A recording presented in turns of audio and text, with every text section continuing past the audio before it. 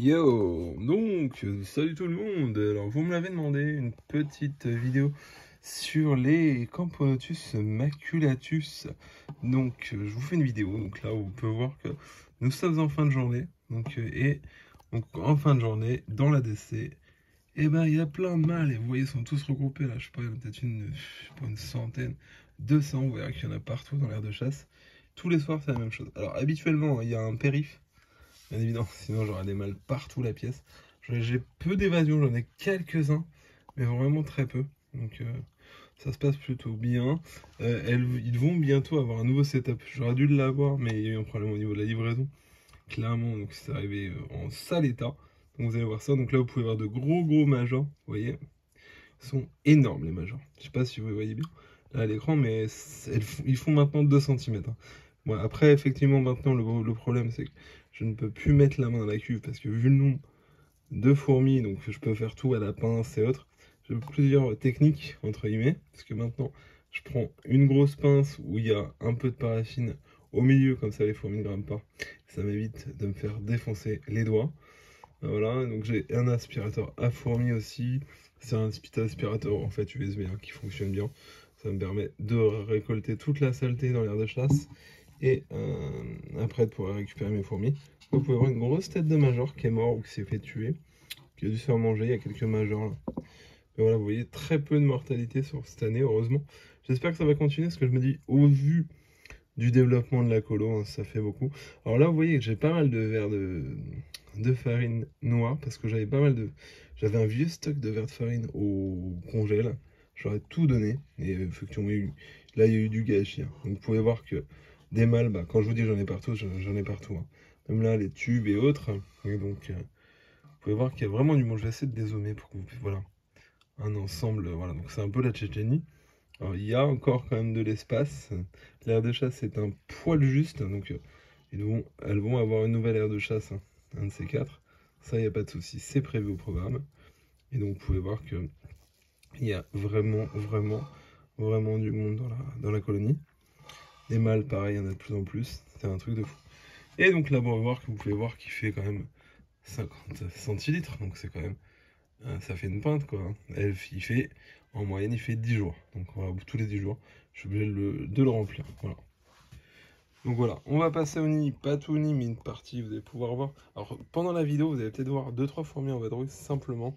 J'ai déplacé la cuve en fait pour les montrer, mais comme je suis très intelligent comme gars, j'ai pas vu, j'ai débranché le tuyau de raccord. Donc j'ai eu une évasion, une vague, je sais pas, une centaine de fourmis en une fraction de seconde qui se baladaient sur l'étagère. Donc voilà. Donc on peut voir aussi dans le nid qu'on a encore énormément de mâles, clairement. Là, du coup, j'ai quoi? J'ai encore des mâles. Est-ce qu'il y a du couvain là-dedans? Non. Bon, j'ai plus l'impression de voir du couvain, donc peut-être que bon, ils vont se freiner un peu. Je sais pas du tout. Donc, je vais vous montrer tout ça un peu. Et cette face-là, donc la fameuse face de la Discord où j'ai débranché le tuyau. Voilà. Et donc, voilà, on va passer à la suite, entre guillemets. Ouais, je remets la queue en place. Donc, j'ai mis une extension. Alors, vous pouvez voir, elle est énorme cette extension. Vous pouvez voir qu'elle fait 60 cm par 30. Et donc, dans cette extension, on va commencer à prendre possession des lieux. Donc là, vous n'allez peut-être pas forcément voir qu'il y a encore le cache, mais voilà. Hop, c'était pour pas abîmer le morceau de vitre, pour qu'on puisse bien voir les fourmis. J'ai laissé encore le cache dessus. J'ai juste enlevé là à l'avant. Et clairement, on a des fourmis un peu partout. J'aurais bien aimé vous bouger la cuve pour que vous puissiez mieux voir, mais c'est compromis. Oui, j'ai réussi, j'ai tout claqué. Donc oui, voilà, vous voyez un peu. Donc voilà, il y a vraiment du monde là qui commence à s'installer. Il leur faut du temps, j'ai l'impression, qu'ils prennent leur marque. Ils m'ont mis un peu de déchets, mais pareil. Donc mon objectif premier, pour le moment, elles vont avoir un nouveau setup, mais pour le moment, elles ont ce setup là qui va faire l'affaire. Ça sera donc quel déménage. Alors elles ont du mal. Je les ai mis comme ça pour dire que ça va être inconfortable au possible. J'essaie de vous les montrer mieux. Voilà. Au niveau des cadres, mais non. Toujours autant dans les cadres. Et j'en ai un là ici. Petit coup de pub pour Replachy, si vous voulez me sponsoriser, allez-y. Et voilà, vous voyez, j'ai encore plein de choses dans le cadre, malgré avoir mis debout pour dire que ça va être inconfortable et qu'ils perdent un maximum de place, toujours autant de monde.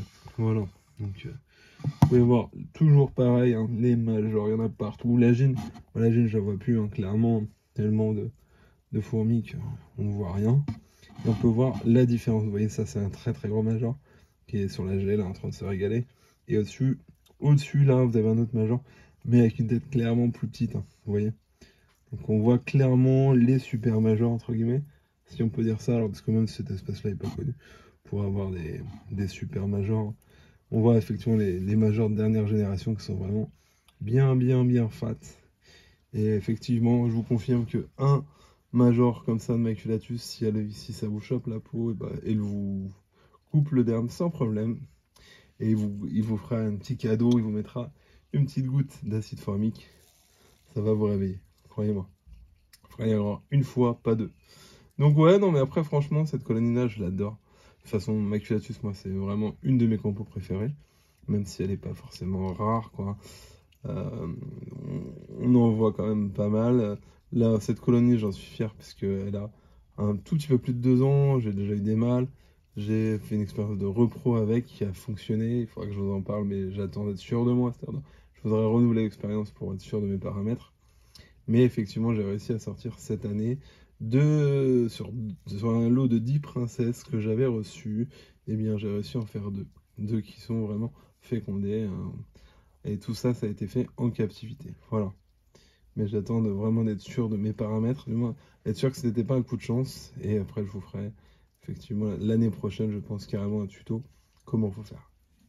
Et là, tout le monde pourra reproduire des compos, tout du moins des compos africaines, quoi, de type maculatus. Voilà.